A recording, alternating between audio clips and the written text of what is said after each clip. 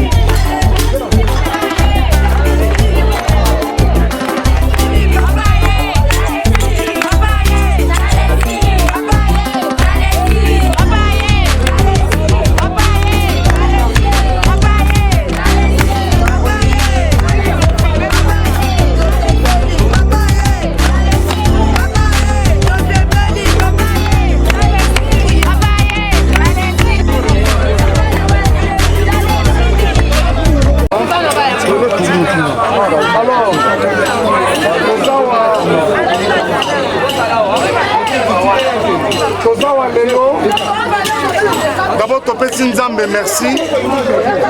Nzambe va permettre que Mokolo Alelo soit possible. Topesi Sambo, merci également à responsable. Il y a centre Oyo, Namoni Mama Nana. Mon ami, Namoni Mama Nana, Namoni Beba Mama, monsieur va accompagner. Alors, bisoto lelo na cadre de la fondation Mike Kalambai, mais to sangani na département ya social et église na biso dans sa présence ministries. To zoaki likanisi, to lobby, to ya to visiter pe bande ko na biso vivant avec handicap. Lelo pokono ya coronavirus ils ont ravagé ma bota et paralysé ma famille. Ils ont contaminé, ils ont atteint, tout le monde est paralysé. Misala, ils ont sous-souté. Alors que tu as vu que Belé P4 Rabiso, maman peut battre Kakapé, pour balayer sa moi, balayer sa famille, balayer sa mabota. Donc, dans cette situation, comme les bisous, il semblait qu'on paralysait presque les bisous. Alors, on déboule tous les canistes de lobby, tout Kabola P Mouké au Tozana Yango, n'a pas de qu'on a bisous vivant avec handicap. Les Zambala Libosona comme Awa, on déboule Toye, pour répondre d'abord. Na mission nkolo apesi biso Bible lobby et yambaya solo ezao ekabolaka na bazana pasi bazangi elingi koloba te ke tozana ba million te toye kaka to poser geste ya motema ko tobikisa ta libota moko. Et là, on nous a touché, c'est que tu constates que tous ces petits nabana awa. On se dit, ceux qui sont parents, côté kati. Ceux qui sont parents, qui sont misante, que ça t'a misante, côté. Bana ou ba suka nengeni. ndeko moko azali koloba koconfine bato oyo bazanga eloko ya kolia eza lokola ozodiembika bango nde boye toyaki awa tomemi basaki ya semoule ya fufu toza na baloso toza na madesu toza na sukali toza na basavon toza na mafuta epermettre bamama bolamba bana oyo balia nini mosusu tomemeli bino mpe mai ya sukali c'est-à-dire bajus mai ezali mais aussi toza na baboîte ya conserve basardine toza na baexeter bokabolela biso mpe bana oyo babiscuit to mpe na babiscuit mpo na bana mais toza mpe na badésinfectant surtout na période oyo il faut penza que tokabola yango ata misatu 5 na mutu pour que ozanga désinfectant te otamboli muke otyango na maboko obimi muke otamboli otyango na maboko très important bamama na ngai toye mpe na balave main bakantine ya biso kosokolaka régulièrement maboko il faut bondima mpenza que tosokolaka régulièrement maboko ekoépargne biso na barisque ebele ya bacontamination tala likanisi toyaki na yango raison ememi biso awa na moi ya lelo bamama na ngai bana nzambe alola apambola bino esoki tobanzi ke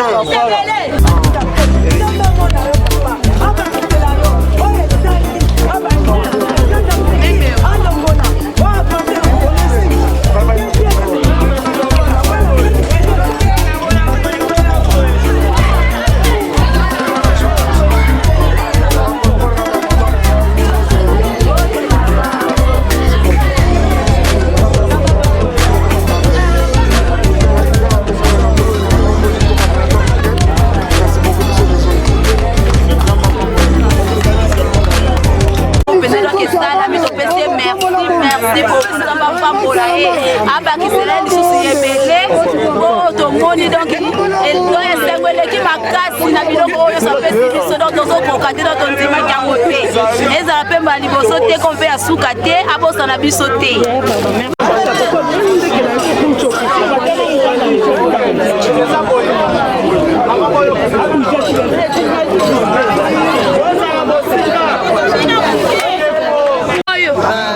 tosekidila nzambe akusaba nzambi webe yimanenke katalala wewe ndakana faka bashikatalale papa wachakani mwanju kujibidi bya semule nyinje semule bwebe wewe nzambi wanyakulema nzambi akulema chendelele tatu ingamba ni nzambi au ikala nuwenda nebe bitekete baba yo cho bingana mwabewo ni mwabe wansuju ubwela bibi bikaunga bwali webe nzambi wana akulama toni chendele yakubimba takwala Lombe atelemi banguna na ngai nyonso balati confusion mosana bango ezalaka nde ngai nalimwa bizoli na ngai ezalaka nde feti na bango batelaki ngai mitambo na nzela mpona na kweya lelo matie baluki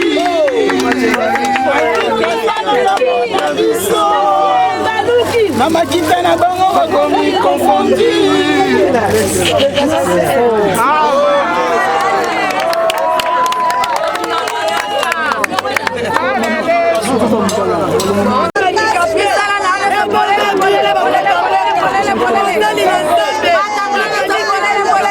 Là, il n'y a personne.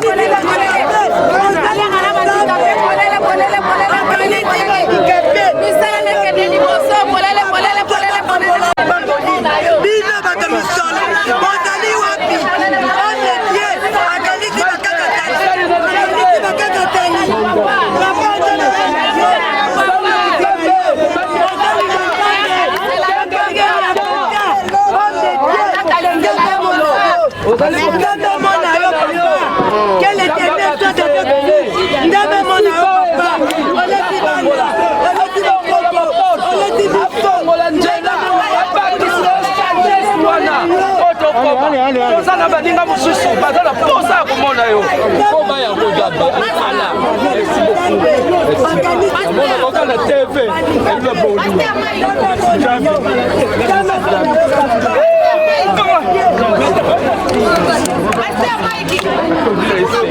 la photo pour papa la ko ko speaker tokutana kaboye eza malamu mingi bakimaka biso meyo ye mama saboni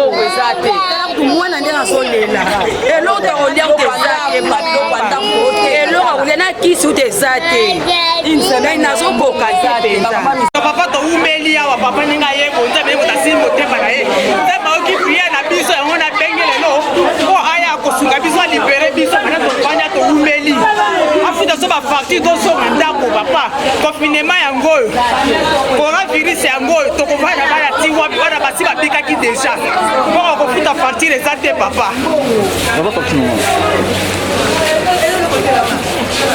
afuta so ba facture yango ya ba yango ba facture 23.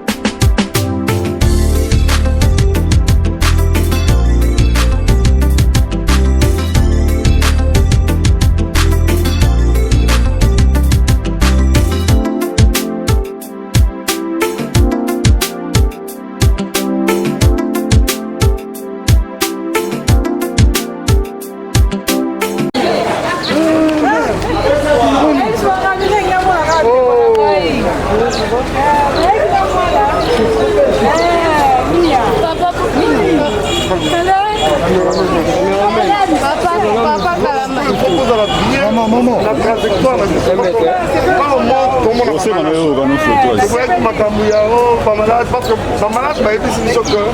il faut t'occuper Bango directement. Avant, ça doit être fait, on n'a pas personnel soignant pour visiter, mais les malades, nous avons conditionné, et c'est quand même assez suffisant. C'est conditionné dans des trucs pour que voilà.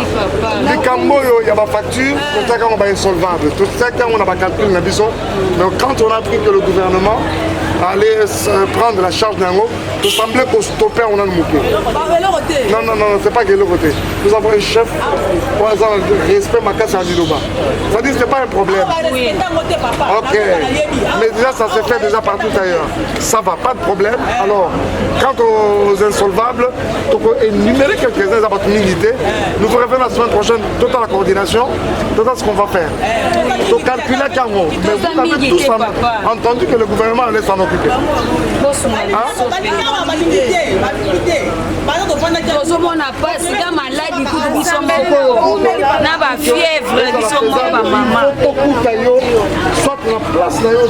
Merci papa. Ne nous attendez pas dans le...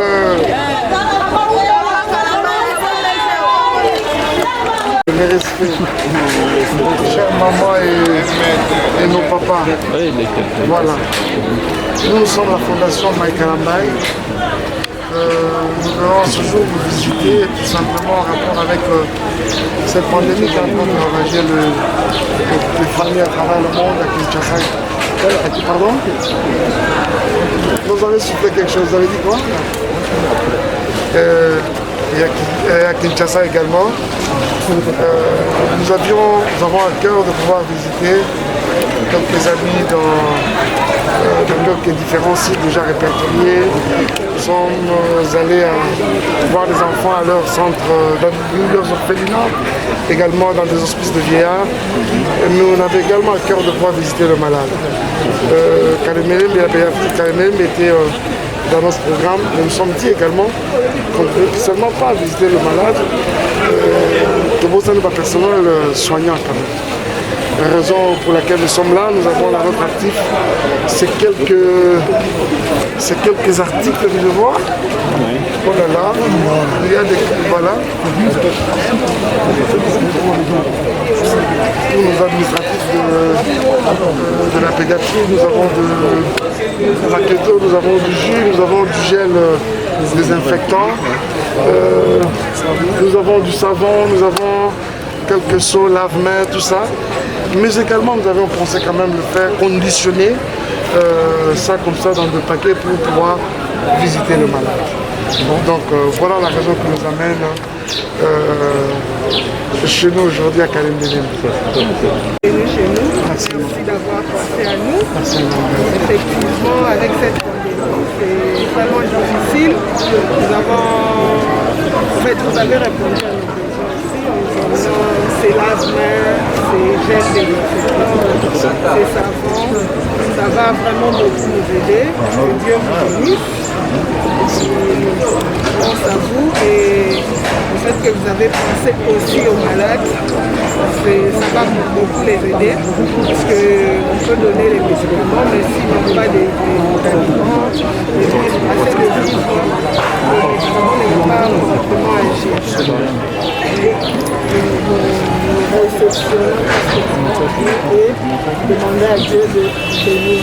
Merci d'avoir. Merci énormément. Merci beaucoup. Un grand merci d'avoir pensé à nous et d'avoir pensé aussi aux malades et nous le personnel soignant. Un geste qui nous va droit au cœur et en tout cas que le bon Dieu soit toujours avec vous et que votre carrière soit bien bénie. Amen. Merci beaucoup. Merci beaucoup. Où serait l'autre? Pourquoi c'est symboliquement? Symbole.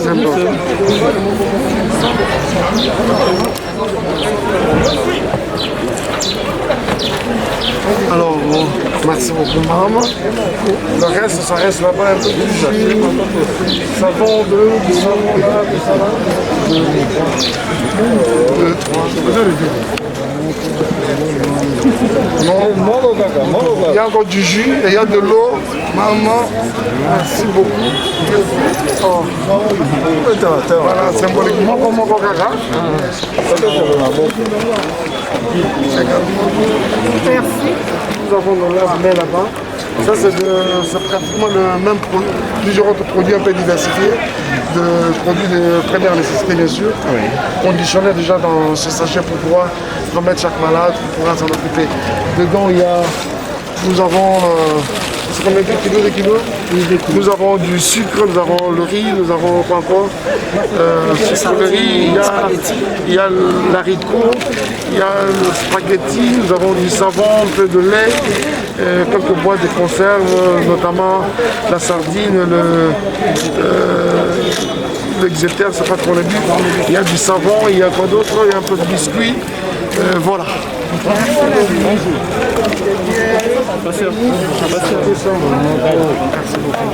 Ah, il y a également de Pampers, c'est la pédiatrie. Ça, c'est à l'administration quand s'en occuper parce que ça, c'est à l'administration s'en occuper parce que sans ça échapper, on n'a pas pu conditionner. qu'il n'y ait pas de fouet il est là-bas. Première couche. La première couche là justement. Merci beaucoup. Il y a non, c'est bon. Okay. Nous avons également nos seaux lave-mains et voilà. En tout cas, merci.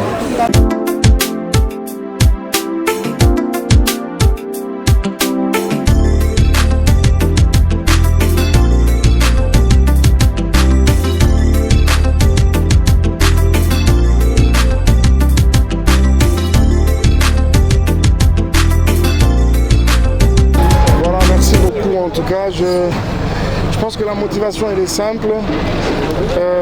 Nous avons tout simplement pensé répondre aux Saintes Écritures, mais également les vivre. Je savais toujours que c'est bien quand il faut prêcher aux autres, mais vivre les Écritures, c'est une autre chose. Alors nous avons à cœur de pouvoir visiter nos malades, toutes ces personnes vulnérables dans leurs différents centres. Nous avons eu à visiter les enfants dans les orphelinats. Nous avons été également dans différents hospices de la place visiter le vieillard. Comme vous pouvez le savoir, ils sont les plus exposés à cette pandémie. Et là, nous sommes à la pédiatrie de Kalembe.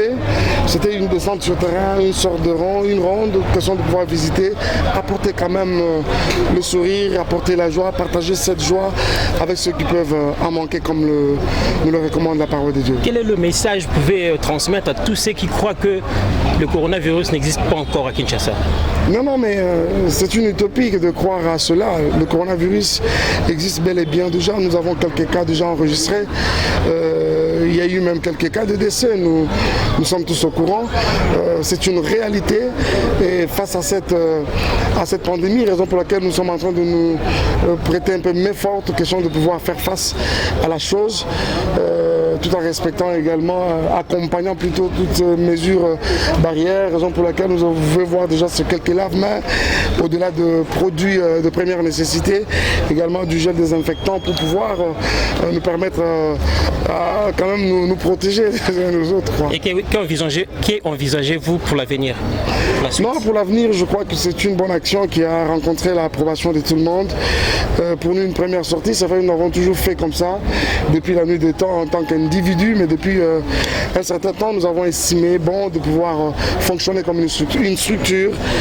Ainsi, la Fondation Mike Kalamba a vu le jour. Mais cette action, aujourd'hui, on doit le souligner qu'elle est faite conjointement avec le département du social de l'Église, dans sa présence ministreuse que nous dirigeons par la grâce du Seigneur. Nous nous joignons ensemble, nous avons joint nos efforts, question de pouvoir mener cette action. Quant au futur, je crois que nous comptons faire encore mieux, que le Seigneur nous prête vie et surtout le moyen de pouvoir le faire. Merci beaucoup. Dieu vous bénisse. Merci.